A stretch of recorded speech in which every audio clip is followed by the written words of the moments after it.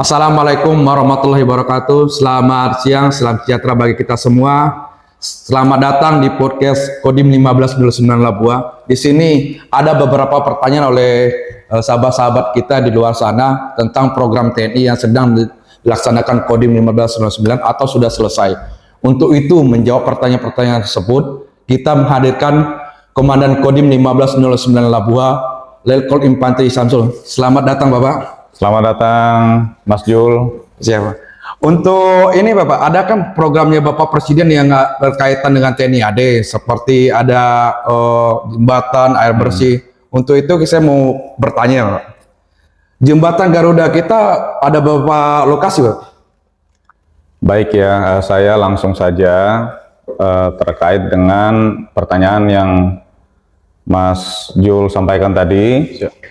Ini merupakan program-program yang langsung yang menjadi perhatian khusus oleh Bapak Presiden, ya, kemudian dilaksanakan oleh kita dari TNI Angkatan Darat khususnya.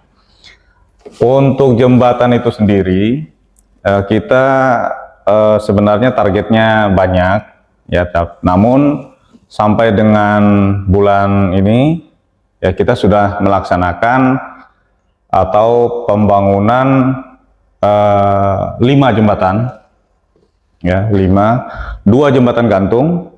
Ini yang berada di Obi, ya, Obi Selatan, ya. Itu banyak partisipasi dari pihak yang lain, dari Pemda juga ada, ya, pemerintah provinsi dan sebagainya. Kemudian 3 jembatan ini berada di Pulau Bacan, ya, dan sekitarnya. Ini murni, ya, langsung dari pimpinan kita dari TNI Angkatan Darat yang memberikan support. 2 jembatan di Kecamatan Sayuang, itu di Bacan Barat Utara, ya, antara Sayuang dengan Desa Yaba. Itu di tengah-tengahnya kita ada bangun 2 jembatan di situ. Sudah selesai 100%. Tepat di akhir Juli kemarin. Kemudian 1 jembatan sekarang lagi proses, ini di Desa Panambuang, dan progresnya sudah mencapai 55%. Selama pengerjaannya itu kan biasanya kan ini kan di tahun saya ini di daerah-daerah yang sulit. Ya.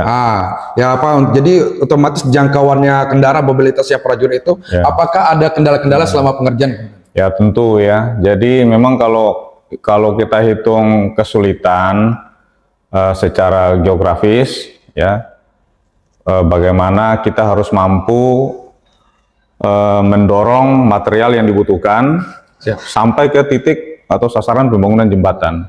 Yang paling berat tentunya di wilayah Obi. Ya, Obi Selatan tadi itu. Di sana saya lupa namanya desanya, Desa Bobo kalau tidak Bobo, ya. Ya, Desa Bobo.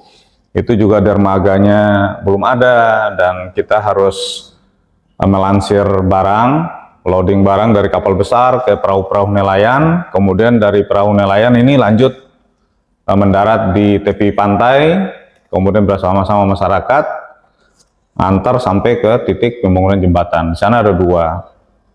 Kemudian selain jaraknya jauh, ya, kita juga harus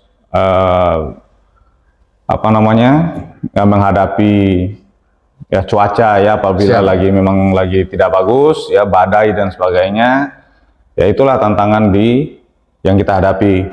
Kemudian selain di Obi, di Pulau Bacan yang tadi saya sampaikan di Desa Sayuang, antara Desa Sayuang dan Yaba, ini juga berat, tapi tantangannya tentunya hanya di waktu saja, karena masih bisa dicapai dengan jalan darat. Hanya saja apabila cuaca lagi hujan dan sebagainya, kita menempuh sampai ke titik pembangunan itu agak sulit, karena takut ada longsor, kemudian banjir, ya, sungai-sungai yang kita lewati itu yang bikin agak susah. Karena jalan dari Sayuang ke Yaba ini, ya kan, banyak sungai. Ya, ada beberapa sungai, ya, 5 atau 6 sungai, dan kita baru bangun 2, Nah, nanti 2 ini selesai, nanti kita lanjut lagi jembatan yang lain itu. Luar biasa. Iya, gitu. Di dalam pembangunan jembatan Garuda ini, apakah Kodim itu melibatkan masyarakat setempat untuk pengerjaan? Ya, tentu ya. Jadi saya selaku pribadi ya, dan atas nama Kodim 1509 Labuha ya, saya mengucapkan terima kasih banyak kepada seluruh masyarakat Halmahera Selatan, khususnya di titik-titik pembangunan jembatan ini ya, yang di Obi Selatan itu sangat membantu sekali. Kemudian di Sayoang ya, pemerintah kecamatannya, pemerintah desa, rukun bersama warga, meskipun jauh ya. Kalau yang di Sayoang tuh jauh antara tempat tinggal, pemukiman dengan lokasi titik jembatan itu sekitar 10-15 kilo. Luar biasa jauh. Luar biasa jauh. Tapi ada waktu-waktu tertentu yang mereka sisihkan masyarakat ini untuk membantu TNI dalam membangun jembatan tadi itu. Begitu juga di Panamboang, ini cukup dekat dari sini. Mereka juga karena dekat dengan pemukiman ya. Mereka juga dengan sendirinya ya mau untuk membantu anggota kita atau pekerja-pekerja lainnya menyelesaikan jembatan itu. Mudah-mudahan dalam bulan akhir Agustus ini sudah selesai juga jembatan yang di Panamboang itu. Wah, luar biasa, sangat luar biasa. Ya. Ini kita kan sekarang ini lagi memasuki musim El Nino atau kemarau, Komandan. Ya. Di sini kan saya dengar itu ada program TNI AD menunggal air bersih. Iya, betul. Dalam keberadaan air bersih ini, lokasi mana saja yang ada di Kodim 1509 Labuha? Iya. Terus untuk air bersih ini, apakah langsung dikerjakan TNI juga sama masyarakat di tempat? Iya. Jadi memang dampak kemarau panjang ya akhir-akhir ini ya yang sudah diantisipasi oleh kita dari pimpinan kita, makanya kita diperintahkan ya. Siap. Sampai dengan jajaran Kodim untuk segera ya melaksanakan kegiatan-kegiatan manunggal air ya, TNI manunggal air untuk rakyat. Negara hadir untuk rakyat ya, dengan upaya mencari titik-titik air terutama di desa-desa atau daerah-daerah tertentu yang memang susah airnya ya. Kita Kodim 1509 Labuha ya, semenjak saya menjabat sebagai Dandim di sini sudah sering melaksanakan kegiatan manunggal air. Ya, kita 2 kali TMMD. Siap. Ya, di tahun 2025 ya. Di 2024 juga sudah pernah ya. Pernah 2024 itu masa transisi kami masuk di sini itu di Gane Barat ya, Gane Barat Utara ya. Kemudian 2025 di Pulau Makian Barat, dan di 2026 kemarin di wilayah Gane Timur. Siap. Nah, di tiap pelaksanaan TMMD ini minimal 5 sasaran ya untuk kegiatan-kegiatan manunggal air ya. Entah itu sumur yang sudah kering ya, kita revitalisasi kembali ya, yang sudah kotor kita perbaiki ya, sehingga air yang di dalam itu tetap bisa dimanfaatkan oleh masyarakat. Namun khususnya yang di tahun 2026 ini kemudian merupakan kelanjutan program dari Angkatan Darat juga ya. Kemarin terakhir kita di sini ada 8 titik pengerjaan sumur bor. Itu merupakan bagian dari kegiatan karya bakti skala besar di Provinsi Maluku Utara. Alhamdulillah kita bisa menyelesaikan kegiatan sumur bor ini, Pak Jul, di wilayah Halsel ada 8 titik, 5 ini paling banyak di Kepulauan Joronga. Jadi bentuknya kepulauan itu, ya Kepulauan Joronga, dia di daratan Pulau Halmahera sebelah selatan. Ya, jadi daratan Halmahera, ya memang dimasuk Kepulauan Joronga itu. Di sana ada Desa Yomen dan sebagainya itu. Ya, di situ memang daerah-daerah yang krisis air. Makanya ada 5 titik di sana. Kemudian 2 titik di wilayah Kaiwa. Ya, kemudian 1 di Gane Timur juga ada 1 titik. Jadi ada 8 titik. Alhamdulillah di akhir Juli kemarin atau tanggal 30 Juli ya menjelang 1 Agustus penutupan kegiatan karya bakti skala besar, seluruh pekerjaan sumur bor sudah selesai dan alhamdulillah masyarakat yang di sana juga bisa menikmati lah. Oh, berarti sumur bor ini sudah selesai sudah digunakan oleh masyarakat. Iya. Alhamdulillah. Berarti di musim kemarau ini mudah-mudahan masyarakat langsung bisa. Mudah-mudahan. Memang saya ada lihat sih di beberapa media sosial, karena wilayah Halsel ini kan luas, ya kan. Ada lagi di daerah kalau tidak salah baca ya, tidak salah ingat, tidak salah saya sebut di desa Dowora, ya ada pulau-pulau kecil juga daerah situ juga, Joronga dan sekitarnya itu mereka juga masih ada yang kesusahan air. Ya, saya tanya cross check ke sana, memang sudah ada program-program dari pemerintah daerah juga sudah ada. Namun memang daerahnya yang memang sulit kita cari air tawar itu. Sudah ada berapa kali pengeboran misalnya kan, tapi air yang dihasilkan tuh masih terasa hambar ya, payau, masih payau gitu.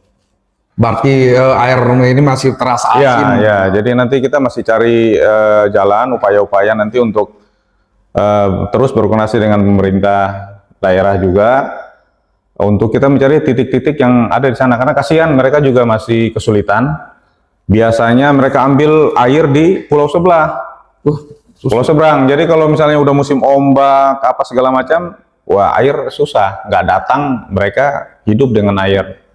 Padahal air itu kan sumber kehidupan. Ya, saya lihat di media-media sosial, kasihan juga.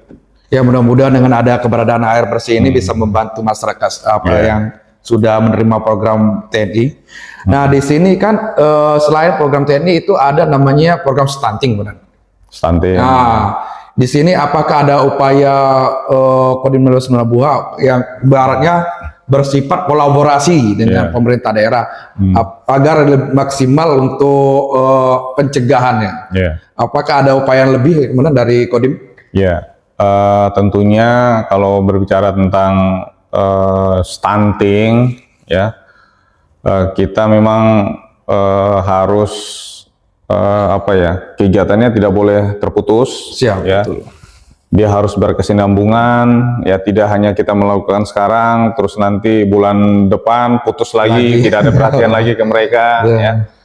Kemudian sebenarnya bagaimana kita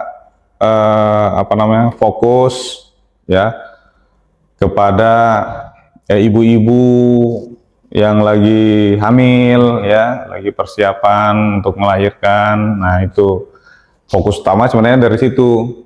Ya, sehingga bayi ya yang ada di dalam kandungannya itu sehat ya di dalam sampai dengan lahir ke dunia, itu harus diikuti. Kemudian sambungan terus. Ya, ini sudah kita lakukan ya, Pemda juga sudah melakukan, kita sambil saling support. Ada kita buat satu kegiatan yang memang bisa kita buat secara seremonial ya. Di luar dari itu juga setiap minggunya ya kita masih bisa berbuat untuk itu.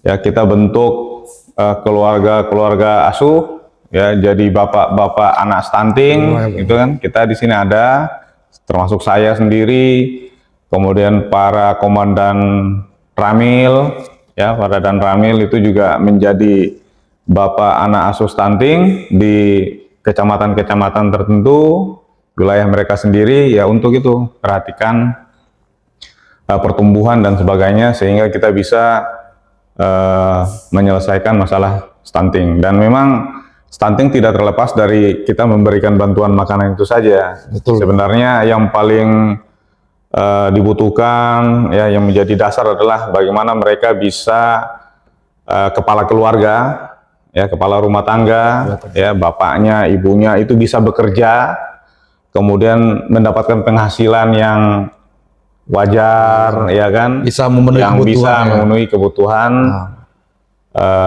pokoknya ya, kemudian kebutuhan yang lain-lain. Intinya itu sebenarnya bagaimana kolaborasi seluruh elemen ya, baik pemerintah maupun swasta, kita ciptakan ya lapangan pekerjaan, ya sehingga masyarakat ini mereka bekerja dan menghasilkan itu rezeki untuk menghidupi keluarganya. Ini untuk itu kan stunting.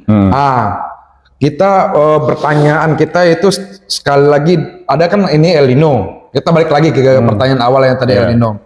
Nah, dalam El Nino ini kan berarti musim kemarau. Gitu, saya pernah dengar kemarin itu ada program penghijauan 1 juta penanam pohon sukun. Bagaimana itu? Ya, kalau misalnya penanaman pohon ini kan bagus. Siap. Ya. Jadi apalagi pada daerah-daerah yang rawan bencana, rawan longsor, ya banjir, ya kan. Jadi tanam pohon apa saja pasti bermanfaat, apalagi pohon-pohon besar ya. Kemudian kebetulan Bapak Pangdam kita ini kan punya program unggulan khususnya di penghijauan ini, yaitu penanaman 1 juta pohon sukun yang terselenggara di 2 provinsi, Maluku Utara, ya kan. Dan kita di Kabupaten Halmahera Selatan juga siap mendukung itu, dan sekarang sudah berjalan. Ya, kami ya dari Kodim 1509 Labuha, kemudian dengan Batalion Teritorial Pembangunan 867 Manggasa, ini kita sudah membuat sama-sama ya berkolaborasi mulai dari pembibitan, kemudian sampai dengan mencari lahan yang untuk tanam. Ini kan sudah kita laksanakan kemarin, ya, dan sudah di angka 1.000 ya sampai dengan 10.000 bibit yang sudah kita tanam. Nah, semoga ini terus nanti bertambah dan kita ada kontrol pohon-pohon itu yang mudah-mudahan bisa tumbuh. Ini musim kemarau jadi memang harus dikontrol oleh tumbuhan-tumbuhan itu, harus ya. Ekstra, harus ekstra. Apalagi ya mudah-mudahan yang ditanam ini dekat dengan sumber-sumber air itu, sehingga bisa kita siram, merawat tumbuh-tumbuhan tersebut, Pak Jul. Oke, terima kasih Bapak telah hadir lagi di podcast Kodim 15 Labuha. Oke, dengan pertanyaan-pertanyaan tersebut kan menjawab yang ada di masyarakat tentang program TNI yang ada di Kodim 1509 Labuha. Kami dari Kodim 1509 Labuha juga mengucapkan dirgahayu Republik Indonesia ke-81, karena dengan kemerdekaan itu adalah bagaimana kita menyentuh dari masyarakat untuk mengatasi setiap kesulitan yang ada di masyarakat. Apakah ada pesan terakhir Pak Nan untuk sahabat-sahabat TNI? Ya, saya kira itu saja ya. Semoga Indonesia ya tetap maju terus ya menuju Indonesia emas ya, masyarakat sejahtera, adil dan makmur. Demikian Pak Jo. Terima kasih Bapak. Ya, sama-sama. Sukses selalu ya. Siap.